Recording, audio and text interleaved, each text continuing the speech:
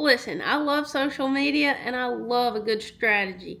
It feels like a game I've been trying to figure out for about 6 years now. And today I'm sharing some things that I've been doing since the early days of growing my accounts. And I've never really spoken about these strategies publicly, so I'm excited to share them on the Camo CEO to those of you who are posting content and building businesses online. So this is my series, the Camo CEO, a series for creators and entrepreneurs that want to build sustainable and profitable businesses in the digital space. I share real strategies, systems, and lessons that I've learned from building the life of my dreams. And I've mostly done it in mossy oak camouflage. So let's get into it. Number one, I sent my content to brands.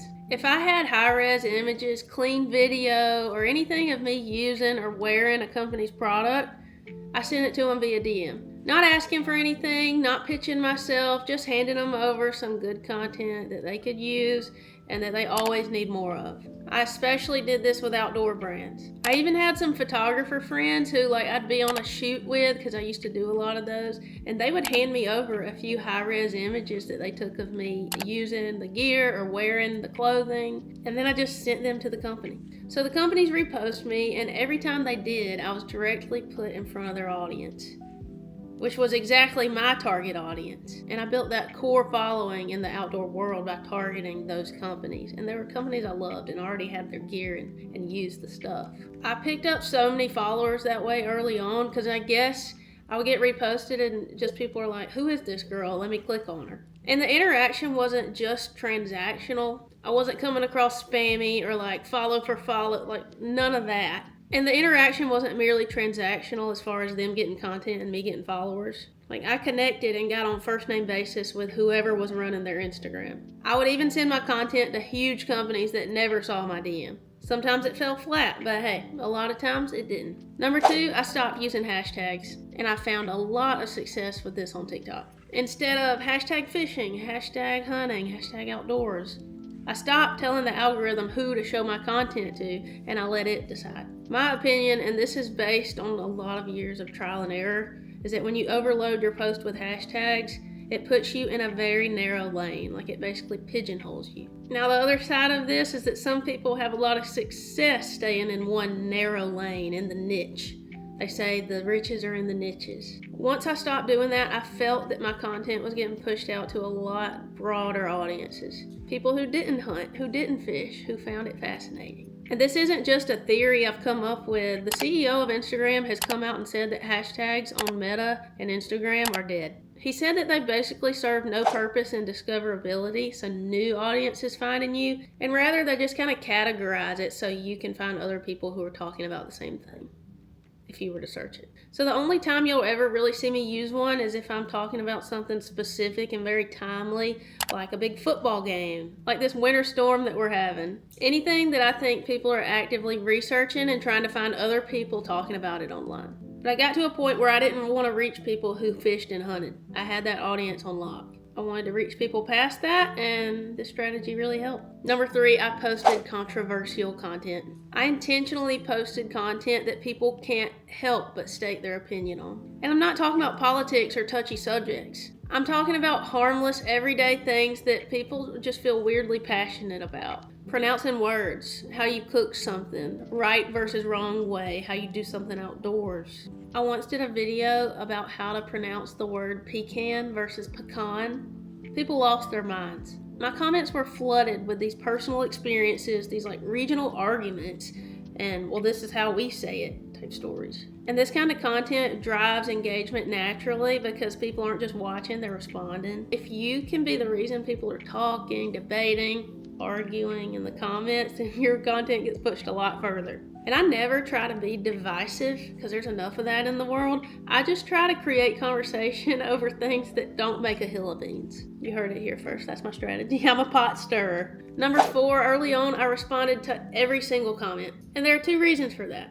First, from a number standpoint, if you get 20 comments on a post, say you respond to every single one of them, now you have 40 comments on a post. When a brand or someone new visits your profile and they see that, that means a lot of conversation's happening.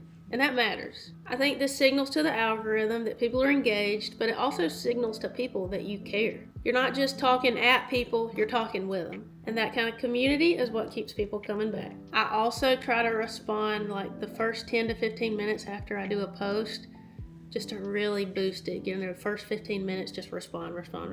Number 5, you have to utilize new features. I try to listen and be on top of things and use new features the second that a platform rolls them out, especially Instagram and Facebook. When a notification pops up about a new feature on Instagram, don't swipe past it. Look into it, research it, and start doing it. The typical social media user or creator that's not that serious about it is going to swipe past it, forget it, then they're going to hear other people are using it and growing with it and becoming really successful with it, and then they jump on, and by then it's just a little too late. You can probably still have good impact, but you've missed the biggest opportunity. I remember when Instagram rolled out stories and everybody was rolling their eyes because they were trying to be Snapchat. I remember the same thing with Reels, because they were like, well, oh my gosh, Instagram's TikTok now, and I just want it to be Instagram. Those two things were a massive growth opportunity for people who leaned in early. A more recent example is trial Reels on Instagram. People still don't know what they are, and I've been using them, and about 1/3 of my following has come from them. I'm not trying to brag, but like, this is the math of what trial Reels can do for you. I'm sitting at 669,000 divided by 3. 223,000. That's what I estimate to come from trial reels. If you don't know what they are, if you make a reel, you're too scared to post it to your audience, you just post it as a trial and it gets pushed out to new audiences. It's kind of a cheat code. And I hear a lot of people say, well, I tried it once, it didn't work for me. You have to keep trying. If Instagram and Facebook roll out a new feature, they're going to push the ones who are using it. Historically, that's always been true. I've seen it over and over again. So whenever something comes out, I research it and I put it into practice. Number 6, I kept my videos short and punchy. I got straight to the point. You have to remember that people scroll on their phones pretty casually. They're in their recliner at night. They're on their lunch break. They have the attention span of a squirrel. And if you waste precious seconds at the beginning of the video, you've already lost them. So I got into this practice of just cutting the fluff. As soon as I finished speaking in a sentence, cut, move on. I cut silences, pauses, anything that slowed my momentum in getting my point across. Early on, I was known for starting my videos with, hey y'all, it's Macy. And I stopped doing that just because it took time. I jumped right into the topic, into my hook, into the reason that someone should stay and watch. You have to help people stick with you, not expect them to be patient. A creator I follow and a close friend of mine who does this, and I think crushes it, is Chloe Holiday. She really inspired me to keep my videos moving. Look her up for yourself. You won't regret it. Number 7, I simplified my approach. I hunt and fish. That's my core. That's what I do. And I fell into this trap that a lot of people do in that category, because you feel like you have to harvest an animal or catch a really big fish to be able to post something. In other niches, girls might feel like they have to have a full face of makeup just to post something. Those days are gone. If you only post when you're successful or when you look your best, that's not a lot of content. Instead of trying to create those big and polished ideas, I just started to document. Instead of creating, I just focused on documenting whatever I was doing that way in my own spin. The process of the hobby I enjoy, the in-between moments, the experience. If you haven't noticed, there's a lot going on in the world and people gravitate towards normal, just everyday life. Some of my most viral videos have been me picking blueberries, cutting grass, filming something in the Buc-ee's parking lot, making supper, or putting on makeup, but talking about something completely different while I'm doing it. Of course, these really big ideas and videos really matter, but if you want consistency, you're going to have to just simplify your approach. Stop overcomplicating your content, document your life.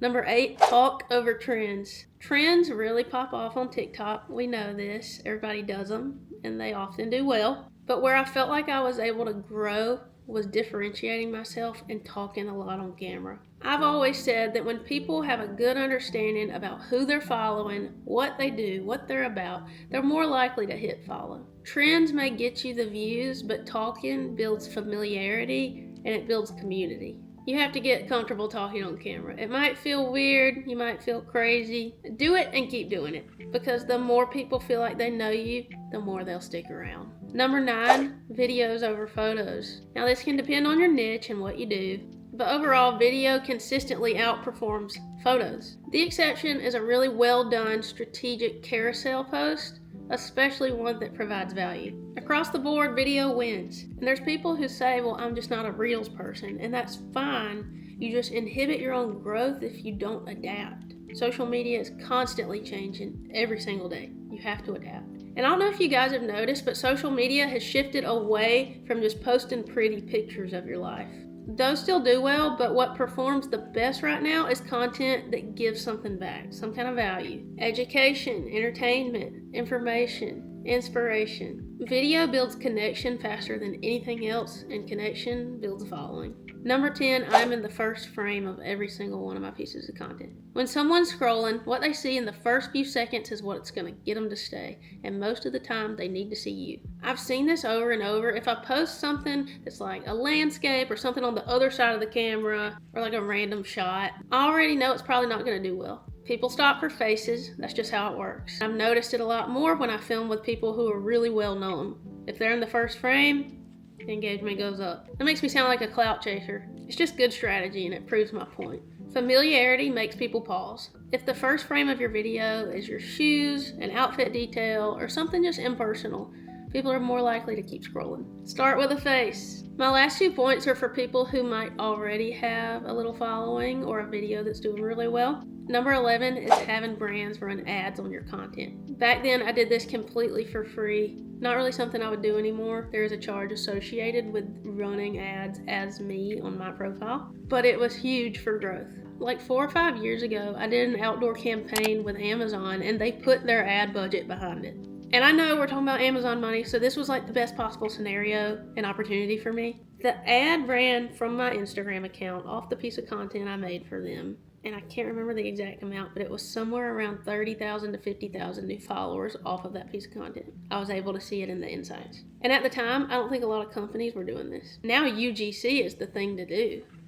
Hiring an influencer to use your product and do a day in my life video, that real organic advertisement is doing well. So now that this is more common, it doesn't have the same impact for me anymore, but I still think for smaller creators it could be huge. This is usually referred to whitelisting or UGC, so you just research that and use that when you're talking to brands and pitching yourself. Last one kind of has 3 points. It's ride the wave, rinse and repeat, and respond in a network of comments. Let me explain. If you have a video that's killing it, this is your breakthrough, this is your viral moment, you don't stop. You don't say, oh, that was cool, I got a lot of views, and then just go on with your life. When I had my most viral moments, I dropped everything I was doing that day just to film content off of that piece of content. One of my most viral videos was of a weather report. I think it got up to like 10 million. So I made like 5 more weather reports since they loved it so much. When these moments have happened for me, I would post up to 7 videos a day. It didn't really matter what I posted because I had that traction. The difference between one viral video and real growth is amplification. You just need to do it again. You found what works, just do it again. And again. Same hook, same format, same idea, rinse and repeat. If it doesn't work a second time, just, I don't know, try it again. And another layer of this is responding in a network of comments, especially on TikTok. When you reply to a top comment on a video, the new video gets pushed to everyone who saw the old one. If you keep doing that, you create this web of videos, 5, 6, 7 videos that are all connected and feeding off of the momentum of the first. This is how I turned my lucky moments into a real growth for myself. And not just saying, well, that was cool, and moving on. You really have to milk it for all it's worth. So those are my strategies. Those are my cheat codes I've been using over the years. Let me know if you have questions about any in the comments. I'm glad to help you. And check out my other videos on the Camo CEO playlist on my YouTube profile. I'm still building it, but I do have a few videos on it that speak about revenue, how I make revenue as an influencer, content creator, how I became a full-time content creator, and other strategies and stuff like that that can really help. If you stayed till the end of the video, give me this emoji in the comments to let me know that you're serious about posting content and testing out these strategies and really getting the most impact out of your content online. Don't forget to like the video while you're here. Also, please subscribe. Thank you for investing into my YouTube content and spending your time watching it. I appreciate it, guys, and I'll see y'all soon.